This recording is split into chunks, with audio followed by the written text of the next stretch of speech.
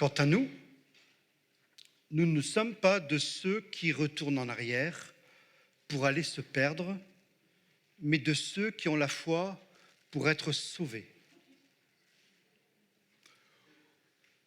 Comment définir de manière explicite, comment dire au mieux le contenu de cette foi qui sauve, qui empêche de retourner en arrière? Comment vivre de, dans et par cette foi?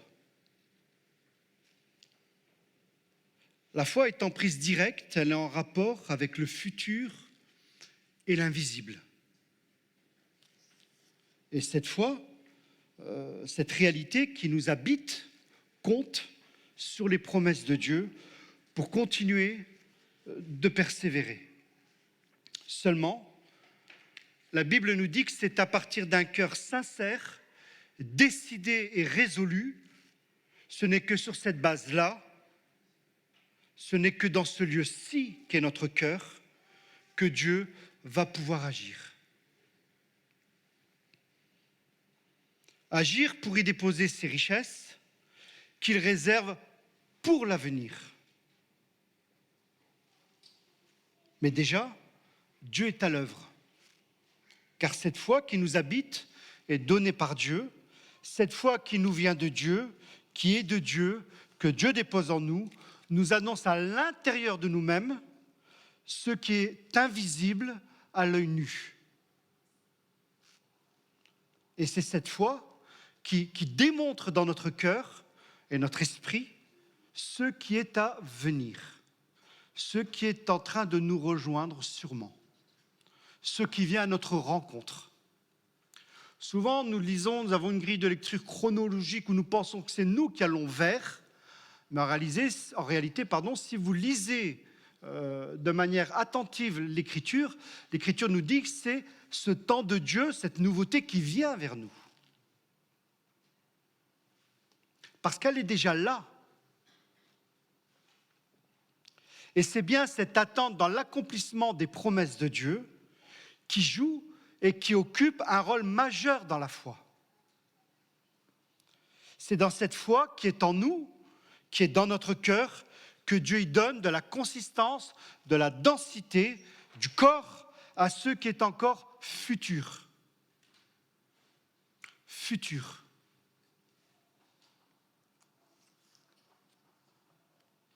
Et c'est dans notre cœur, dans ce qui est en nous, dans cette foi qui nous habite, que Dieu y démontre le pouvoir de l'invisible. En clair, c'est dans ce type de foi-là que nous pouvons être agréables à Dieu. Quand nous sommes résolument orientés vers le futur.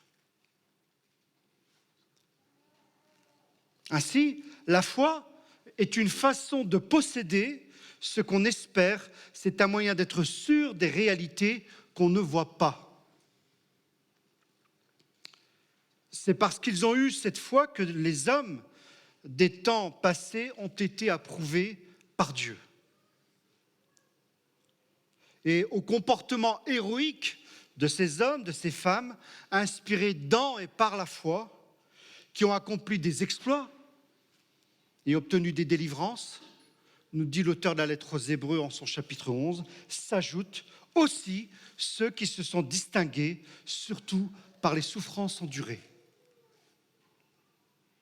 Et c'est bien parce que tous ces hommes, ces femmes qui ont eu des succès, qui ont eu des délivrances, qui ont eu des miracles, et comme celles et ceux qui ont eu de la souffrance des échecs, c'est bien parce que tous ces hommes, toutes ces femmes ont vécu avec ce type de foi-là, orienté vers le futur, qu'ils ont eu droit tous au même éloge. Par la foi. Je crois qu'il le dit 17 ou 18 fois dans ce même chapitre, par la foi. Un tel a fait ceci, par la foi, une telle a fait cela. Qu'est-ce qu'on pourra dire de ta vie par la foi? Qu'est-ce que tu auras démontré dans tes choix, dans tes orientations, dans tes décisions, ce que tu as vécu par la foi? Quand l'action de Dieu se fait dans nos vies, c'est-à-dire dans un cœur qui porte cette foi authentique, c'est bien l'approbation de Dieu sur nos vies qui compte le plus. Ce que cette foi nous dit, cette foi que nous portons en nous, c'est que Dieu agit par elle, c'est que Dieu s'exprime par elle, que ce soit dans l'histoire des hommes, comme dans sa relation avec l'œuvre de création, dans l'organisation du monde aussi. La foi nous dit que le monde est créé et ordonné, que ce monde se déploie dans le temps. Ainsi, il y a d'abord cette foi qui est dans notre cœur, et cette foi est une perception intelligente. Cette foi est une activité de notre esprit, de notre intelligence, c'est-à-dire de l'être intérieur de l'homme et de la femme, et pas seulement un sentiment profond, un élan de volonté. Cela veut dire que la foi, c'est aussi une intelligence du monde, de son origine, et c'est le refus, par conséquent, d'un monde autonome qui serait le produit du hasard, qui trouverait en lui-même sa propre énergie, son propre dynamisme. Ce monde visible, créé par la parole de Dieu, reste dans la dépendance de Dieu, comme nos vies. Voilà ce que dit la foi authentique qui est dans notre cœur.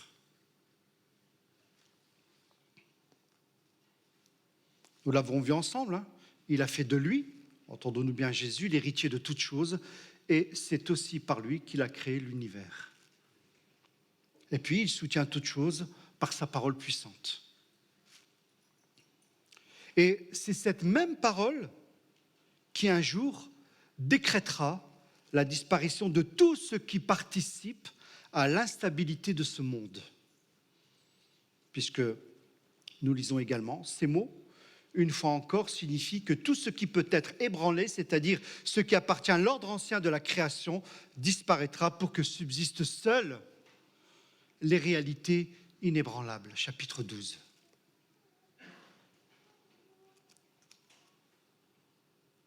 La foi, c'est l'action souveraine de Dieu qui, dans l'autorité de sa parole, a donné l'existence aux choses et les a structurées.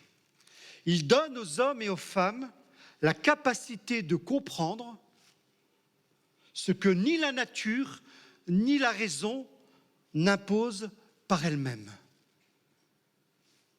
à savoir que le visible est né de l'invisible. Une chose est certaine, parmi les quelques questions dont je souhaiterais avoir les réponses, vraiment, une fois au ciel, c'est de savoir combien d'hommes, de femmes ont pu impacter l'histoire de notre aventure humaine, de nos civilisations respectives, que ce soit dans le domaine de la culture, de la science, de la philosophie, de l'économie, du politique. Combien parmi ces hommes et ces femmes portaient en eux, en elles, cette foi authentique. Et je suis presque persuadé, avec le peu de connaissances que j'ai, c'est qu'il y en a un paquet, jusque dans la création du syndicalisme. Des gens qui ont été mus par cette espérance et qui ont voulu travailler, œuvrer à rendre un monde meilleur, qui était juste l'annonce d'une nouveauté qui arrivait, qui était une sorte de doigt, de panneau indicateur et qui demandait aux hommes et aux femmes de ce monde « regardez dans cette direction ». Et je puis vous dire que de plus en plus d'hommes, de femmes appartenant à la communauté scientifique déclarent ouvertement leur foi en Jésus-Christ.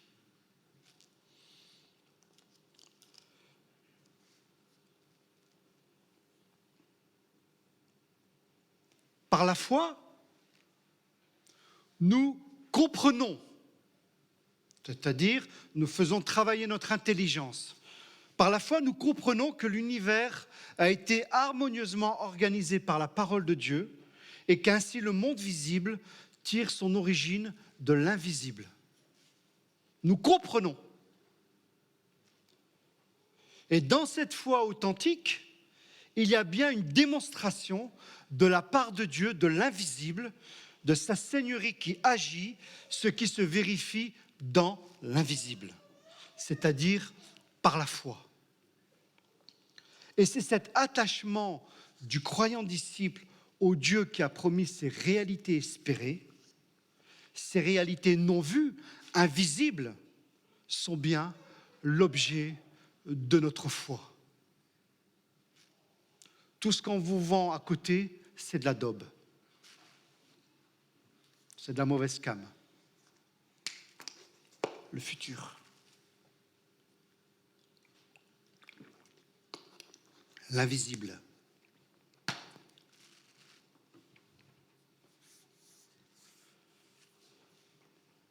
En d'autres termes, ce qui démontre, atteste les réalités invisibles, c'est notre foi, c'est notre fidélité. Puisque pour nous qui avons la foi, nous ne sommes pas de ceux qui retournons en arrière pour se perdre, mais qui avons la foi pour être sauvés. Et ces réalités non vues, invisibles, c'est Dieu et son royaume. Puisque dans une conversation que Jésus a eue avec les religieux de son temps, les pharisiens un jour lui demandèrent « Quand arriverait le royaume de Dieu ?» Jésus leur répondit « Le royaume de Dieu ne viendra pas de façon visible, on ne dira pas « Venez, il est ici, il est là », car notez-le bien, le royaume de Dieu est parmi vous. C'est notre foi qui, ici-bas, démontre, c'est un paradoxe, ce qui ne se montre pas. Et donc, reste par définition invisible. Et c'est cela, l'œuvre de Dieu dans nos cœurs. Et parce que cette foi nous habite, les uns les autres, elle devient, pour les uns les autres, une preuve de foi. Et c'est ainsi que la foi des uns et des autres va nourrir la foi de l'un et de l'autre. Parce que quand on voit un tel ou un tel traverser les pires épreuves, les épreuves et les souffrances inimaginables, et les voir quand même vivre, démontrer, manifester cet attachement à leur Dieu, on ne peut être que ébahi et dire « Waouh, Dieu est vivant. Le roseau ne s'est pas cassé, il a juste ployé. Il a résisté. » Par la foi. Par la foi. Combien de décisions de renoncement par la foi? Combien de fois avons-nous perdu par la foi? Pourquoi? Parce que ça nous plaisait? Non, parce que nous attendons quelque chose de bien meilleur. Quelque chose de bien plus solide. Elle devient une preuve, la foi des uns et des autres. Une preuve de foi que nous offrons les uns aux autres et qui sert de témoignage devant le monde, ce qui est encore une preuve supplémentaire. Pour espérer dans le temps, dans la marche, dans les épreuves, il faut du solide, il faut du fondement, il faut de l'appui. Pour posséder ce que l'on espère, il faut de l'espérance. De l'espérance qui le garantit, car en principe, ce qui est espéré n'a d'ordinaire qu'un fondement fragile et souvent illusoire. Combien de femmes ont espéré le chevalier avec le cheval blanc, le cavalier avec le cheval blanc, le prince charmant avec le cheval blanc, n'est-ce pas? Elles ne l'ont pas obtenu. ou combien de... Là, je suis en train de faire une digression, donc je me reconcentre. Mais parfois, nous avons espéré des choses humainement qui ne sont pas advenues, qui n'adviendront jamais. Or, la Bible dit que la foi ne trompe pas, elle. Elle ne trompe pas parce que c'est en nous, c'est viscéral, c'est au plus profond de notre être que cette espérance, je pense que cette espérance, elle est encore plus proche de nous-mêmes. Du coup, comment fait-on pour vivre cette réalité de l'invisible, cette espérance? Comment posséder ce que l'on espère, donc ce que l'on ne voit pas? Eh bien, c'est simple, on le reçoit. Car la foi se donne. C'est un don de Dieu. Rien de naturel, il n'y a rien d'humain à tout cela. La foi qui est dans notre cœur atteste tout simplement que le Dieu invisible et maître de l'avenir est celui qui donne à notre foi une consistance, une valeur d'attestation, et cela s'appelle le miracle de la foi.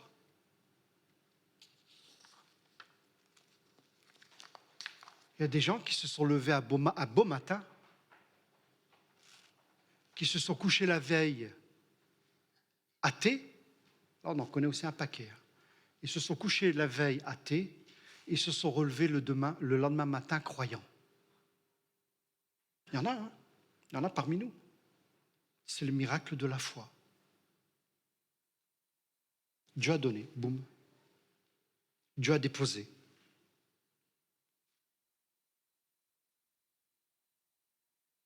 Et c'est dans ce cadre de foi que retentit la parole de Dieu. Et quand Dieu approuve, comme ont été approuvés les hommes, les femmes des temps passés, cela veut dire que la foi a un rapport authentique avec l'invisible et les bien espérés. Et les bien espérés. Sinon, comment persévérer? Comment perdre pour gagner? Comment renoncer pour vivre? La foi comporte une évaluation du monde et de son histoire. Elle saisit le fait que le visible ne trouve pas sa source en lui-même, n'a pas de stabilité et de permanence en soi, dans sa nature, dans son ADN. Car le visible doit son existence à la parole d'un Dieu sous l'autorité duquel il demeure, même s'il l'ignore.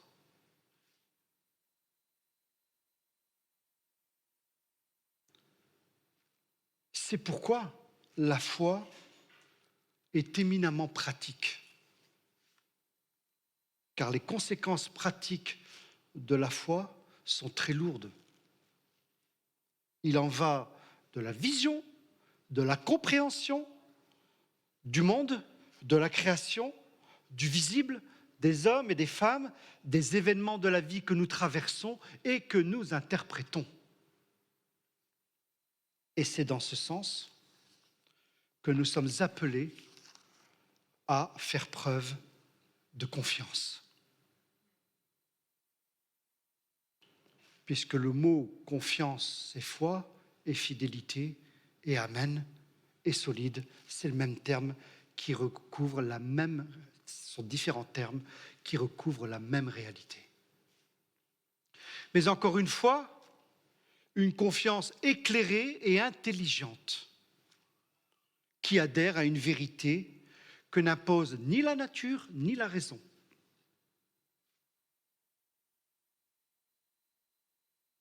Par la foi, nous comprenons, nous savons. Et la foi est faite de personnes, d'hommes et de femmes qui s'approchent de Dieu et le cherchent. C'est un mouvement, c'est une démarche dont le but est Dieu lui-même. Avoir la foi, c'est être approuvé de Dieu. Et c'est inhérent à la foi. Car sans la foi, il est impossible de plaire à Dieu ou de lui être agréable selon vos versions.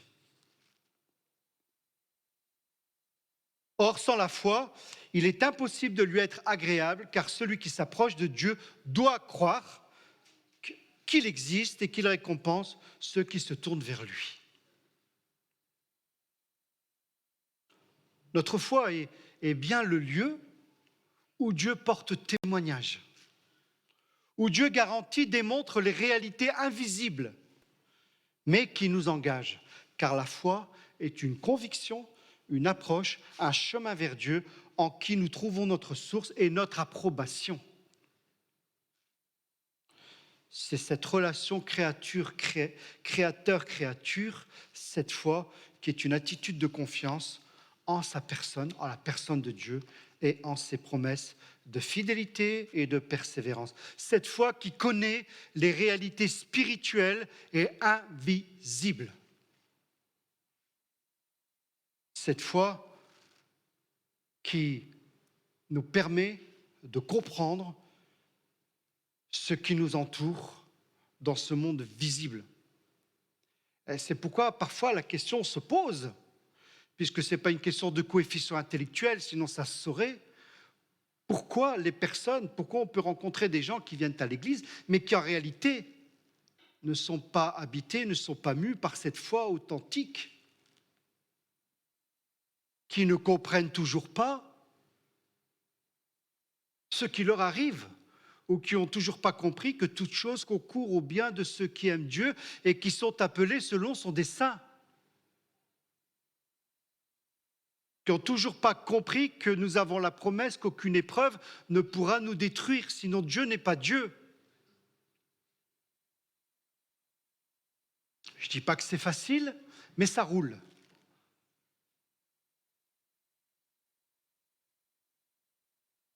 Cette foi qui est l'attente, qui attend encore, puisque ce n'est toujours pas le cas, qui attend encore le plein salut, le plein accomplissement espéré.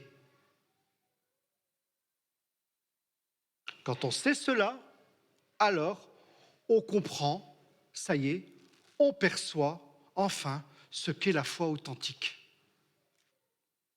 Alors cela entraîne un jugement de valeur, une évaluation qui ne manque pas d'avoir des conséquences pratiques. Jugement de valeur que les choix dans nos vies, les orientations, les décisions, l'invisible, mes frères et sœurs, c'est ce que l'on espère. Et l'invisible, c'est Dieu. C'est Dieu qui a tout créé et qui jugera toute chose. La foi, c'est ton passeport salutaire pour aller chercher Dieu et te préparer pour le ciel. Voilà. Ne regarde pas en arrière, ce n'est pas là que tu vas. C'est une citation de Morgan Freeman, qui est aussi croyant. Elle aussi, vous en avez un paquet de ces stars qui ont une piété profonde. Je vous invite à prier.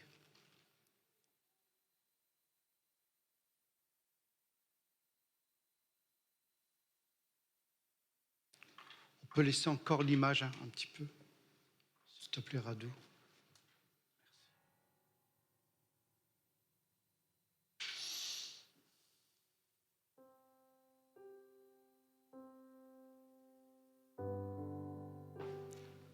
Je vous invite à fermer les yeux et à vous concentrer sur l'invisible de Dieu.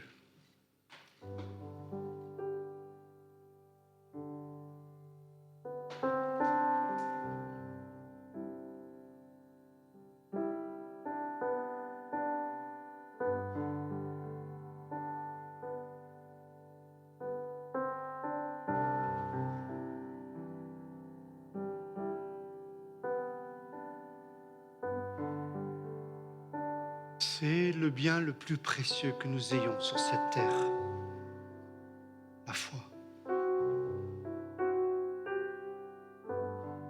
Seigneur, tu nous combles de tes bienfaits.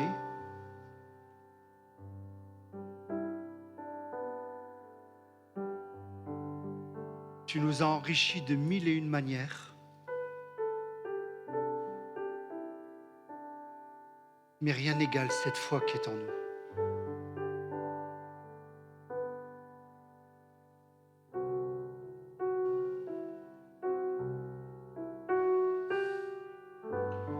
Combien de fois, Seigneur, alors que la pression était sur nous à son maximum, c'était plus possible de faire un pas supplémentaire. Nous suffoquions, nous étions dans la vallée de Baca.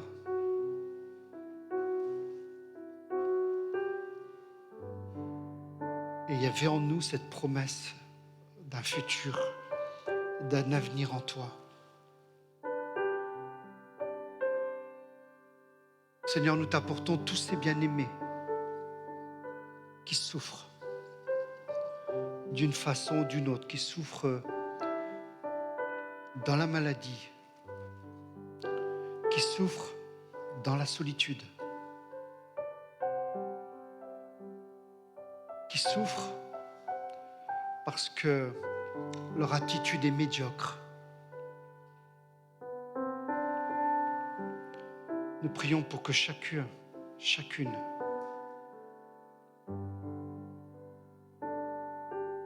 voit cette foi en lui, en elle, se tourner davantage vers toi.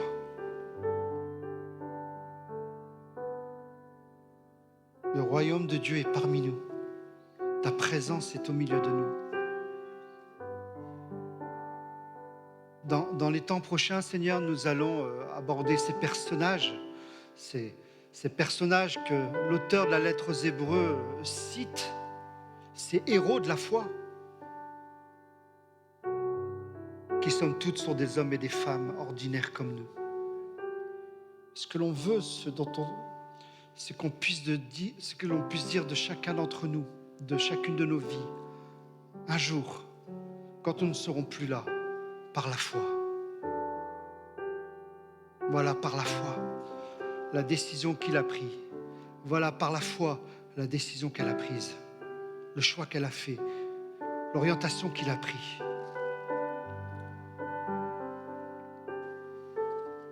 Seigneur, ce qui est en nous est encore plus réel que cette chair en plexiglas, que ces instruments de musique, que ces chaises, que ce bâtiment. Tout ça va disparaître. Tout partira. Mais demeurera la foi qui est en nous. Alors Seigneur, que cette foi nous rapproche encore de toi. Que cette foi nous pousse à te chercher, à continuer à vivre de cette réalité de ta présence. Que nous la préservions, que nous la chérissions, que nous l'entretenions plus que tout. C'est notre bien le plus précieux. Au nom de Jésus. J'invite à vous lever, nous allons adorer notre Dieu après tout ce qu'il a fait.